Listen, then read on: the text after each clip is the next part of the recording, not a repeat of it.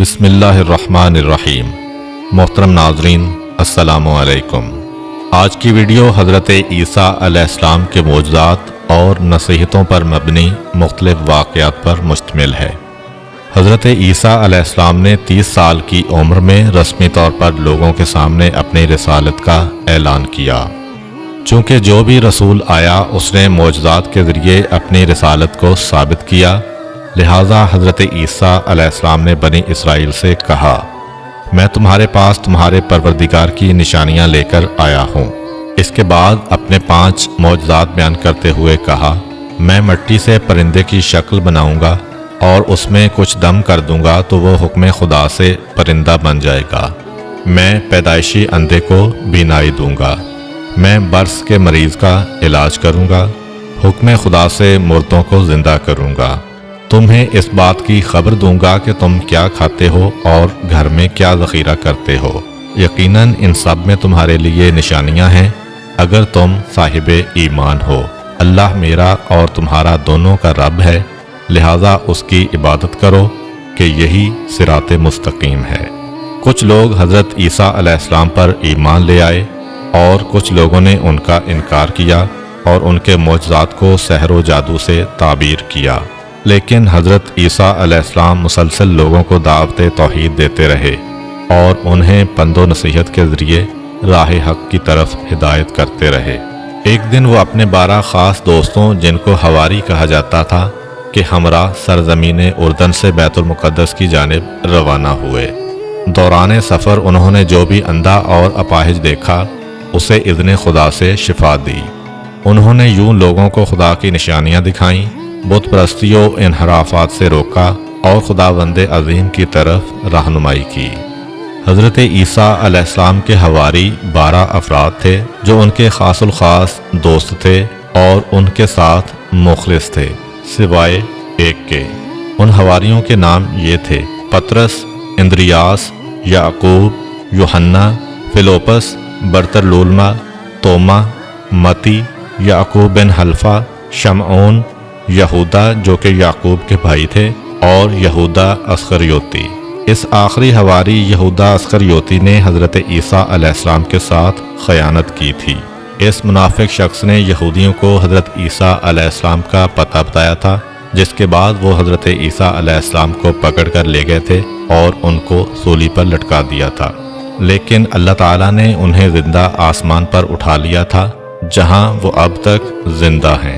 یہ حواری اگرچہ حضرت عیسیٰ علیہ السلام پر ایمان لے آئے تھے، لیکن یہ لوگ حضرت عیسیٰ علیہ السلام سے آسمانی معجزہ دیکھ کر اپنے دل کو یقین سے سرشار کرنا چاہتے تھے۔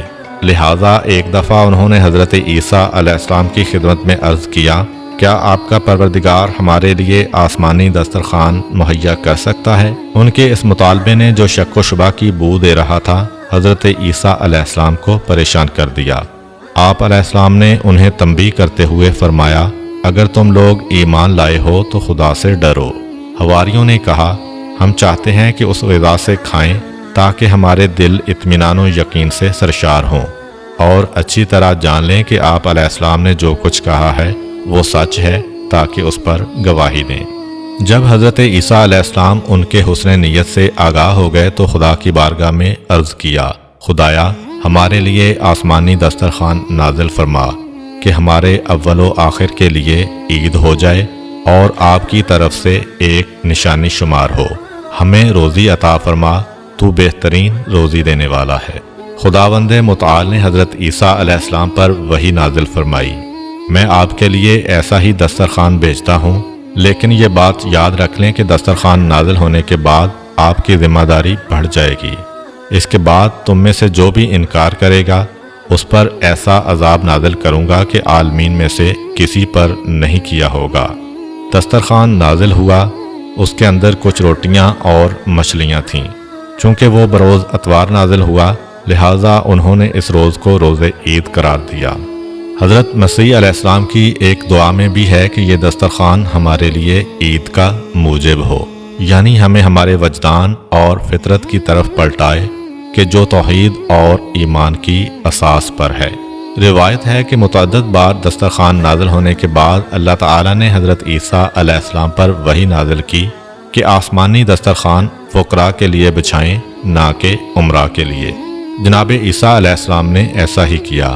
جب ایسا ہوا تو مالدار لوگ شک و تردید میں پڑ گئے اور دوسرے لوگ بھی اس دسترخوان کے معجزہ ہونے کے بارے میں شک کرنے لگے۔ خداوند متعال نے اسی وجہ سے ان میں سے 333 مردوں کو سور کی شکل میں مسخ کر دیا جو الٹی سیدھی حرکتیں کرتے اور گندگی وغیرہ کھاتے۔ ان لوگوں کے رشتہ دار گریہ ازاری کرتے ہوئے حضرت عیسیٰ علیہ السلام کے پاس فریاد لے کر آئے، لیکن 3 روز بعد وہ سب کے سب ہلاک ہو گئے۔ حضرت عیسیٰ علیہ السلام کا تبلیغ دین کے لیے ایک اہم ترین کام سیر و سیاحت تھا۔ آپ علیہ السلام کا ایک دوست تھا جس کا قد چھوٹا تھا۔ وہ ہمیشہ آپ علیہ السلام کے ساتھ نظر آتا تھا۔ ایک سفر میں وہ حضرت عیسیٰ علیہ السلام کے ہمراہ سفر پر روانہ ہوا۔ دونوں چلتے چلتے ایک دریا کے کنارے پہنچے۔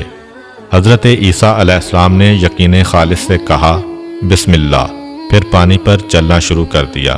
اس چھوٹے قد کے شخص نے جب حضرت عیسیٰ علیہ السلام کو پانی پر چلتے دیکھا تو اس نے بھی یقین خالص سے بسم اللہ کہا اور پانی پر چلنا شروع کر دیا۔ وہ چلتے چلتے جب حضرت عیسیٰ علیہ السلام تک پہنچا تو خود پسندی کے جال میں پھنس گیا اور اپنے آپ سے کہنے لگا، یہ عیسیٰ روح اللہ ہیں جو پانی پر چل رہے ہیں اور میں بھی پانی پر چل رہا ہوں۔ فما فضلہ علیہ، پس انہیں مجھ پر کیا فضیلت حاصل ہے۔ اسی لمحہ اس کے پاؤں بے قرار ہوئے اور پانی میں غرق ہونا شروع ہو گیا۔ اس نے فریاد بلند کی، اے روح اللہ، میرا ہاتھ تھام لیں اور مجھے غرق ہونے سے بچا لیں۔ حضرت عیسیٰ علیہ السلام نے اس کا ہاتھ پکڑا، اسے باہر نکالا اور فرمایا، اے دوست، تم نے کیا کہا ہے کہ پانی میں ڈوبنے لگے تھے؟ پست قد دوست نے کہا، میں نے کہا تھا کہ روح اللہ بھی پانی پر چل رہے ہیں اور میں بھی پانی پر چل رہا ہوں، پس ہمارے درمیان کیا فرق ہے؟ یعنی مجھے خود پسندی نے اپنے نرغے میں لے لیا تھا جس کی سزا مجھے مل گئی ہے۔ حضرت عیسیٰ علیہ السلام نے فرمایا، تم نے خود پسندی کی وجہ سے اپنے آپ کو اس مقام و مرتبہ پر سمجھا جو خدا نے تمہارے لیے قرار نہیں دیا تھا، لہذا تیرے اوپر خدا کا غضب نازل ہوا ہے۔ جو کچھ تم نے کہا ہے اب اس سے توبہ کرو۔ اس شخص نے توبہ کی، اس کے بعد اسے وہی مقام و مرتبہ مل گیا جس پر خدا نے اسے فائز کیا ہوا تھا۔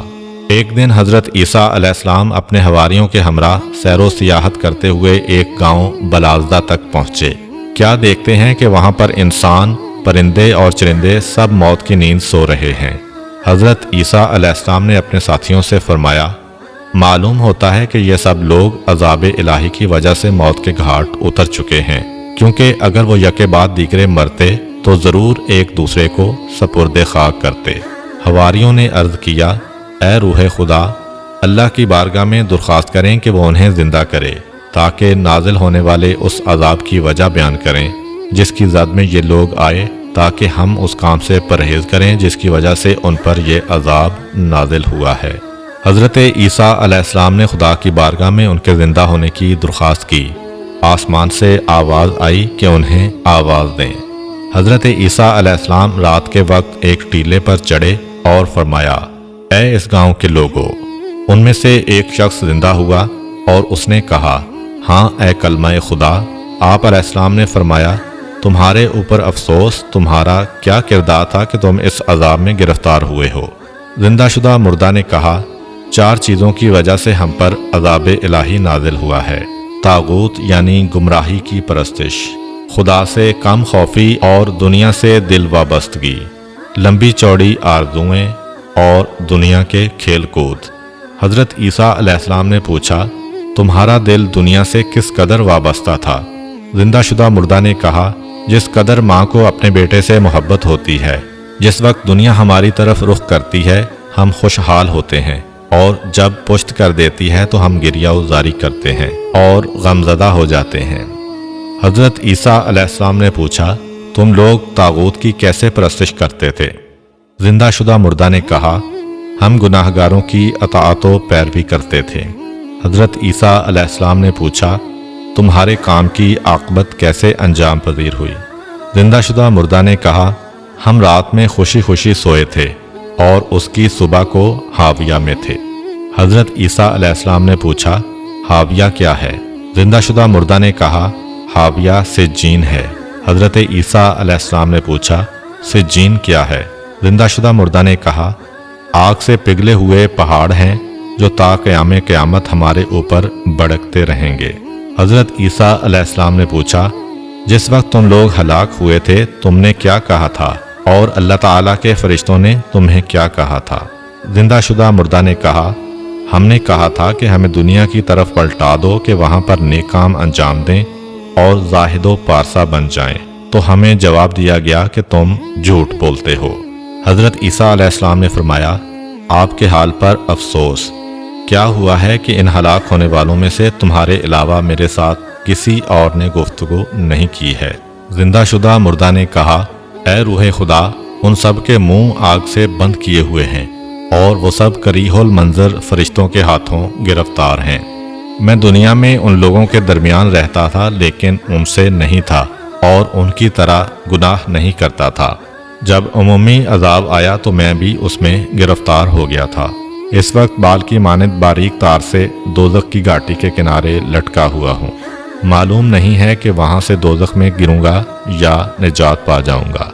शायद उस शख्स को अजाब अम्र बिल मारूफ और नही अनिल मुनकर तर्क करने की खातिर हुआ होगा।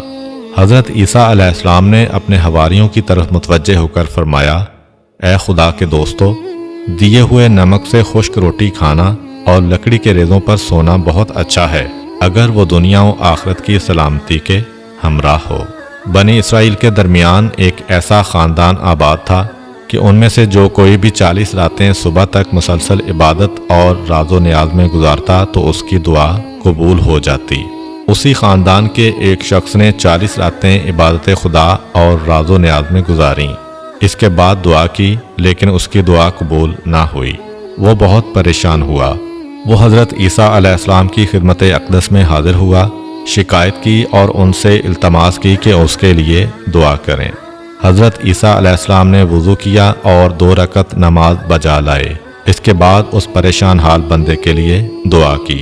उसी वक्त उन पर खुदा ने यूं वही नाजिल फरमाई, ए ईसा, मेरा ये बंदा सही रास्ते पर गामजन होकर दुआ नहीं कर रहा है। वो मुझे तो पुकारता है लेकिन उसके दिल में तेरी पैगंबरी के बारे में शक है। इस वजह से अगर वो इस कदर दुआ करे कि उसकी गर्दन कट जाए और उसकी उंगलियों की पोरें ख़त्म हो जाएं, तो मैं तब भी उसकी दुआ कबूल नहीं करूँगा। हज़रत ईसा अलैहिस्सलाम ने यह सारा माजरा उस शख्स से बयान किया। उसने अर्ज़ किया, ए रूह खुदा, हकीकत वही है जो आप अलैहिस्सलाम ने बयान की है कि मैं आप अलैहिस्सलाम की पैगंबरी के बारे में मशकूक था। अब खुदा की बारगाह में मेरे लिए दुआ करें कि ये शक बरतरफ हो। हज़रत ईसा अलैहिस्सलाम ने दुआ की।